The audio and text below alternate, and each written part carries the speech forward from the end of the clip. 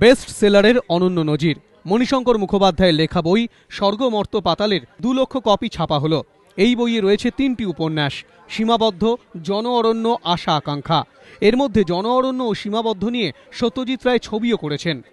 কোনো লেখকের জীবদ্দশায় তার লেখা বইয়ের 2 লক্ষ কপি মুদ্রণের নজির এই প্রথম। জীবিতকালে এই এপার বাংলাতে কেউ নাকি এটা দেখতে পারেননি। ন্যাচারালি মনে হয় যে কি করে এখানে পৌঁছলাম, ভাগ্যে ছিল বোধহয়, তাই হলো। এর মধ্যে কি আছে, কোনটা মানুষ নিয়েছে ঠিক বলতে পারবো না, জানি না। নজির গড়ার ক্ষণে 3 দশক আগের কথা মনে পড়ে যাচ্ছে প্রকাশকের। স্মৃতি হাতড়ে তুলে ধরলেন সেই কথা। সালটা 1972।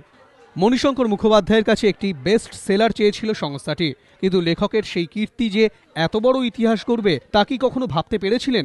1981তেই বইয়ের 1 লক্ষ কপি ছাপা হয়ে গিয়েছিল। 2013তে সেই বই গড়ল নতুন নজির। 2রা আগস্ট 1976 সালে প্রথম বইটি প্রকাশিত হয় এবং বইটি প্রকাশ করার পরে খুবই সাড়া পেয়েছি আমরা।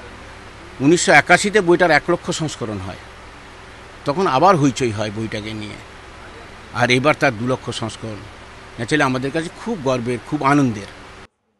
শুরুতে বইটির দাম ছিল 12 টাকা, এখন তা বেড়ে দাঁড়িয়েছে 250। কিন্তু জনপ্রিয়তা কমেনি এতটুকু। এবছর 7ই ডিসেম্বর লেখকের 80তম জন্মদিন। তার 3 মাস আগেই অন্যতম উল্লেখযোগ্য উপহারটা পেয়ে গেলেন তিনি। অর্ণব মুখোপাধ্যায়, এবিপি আনন্দ, কলকাতা।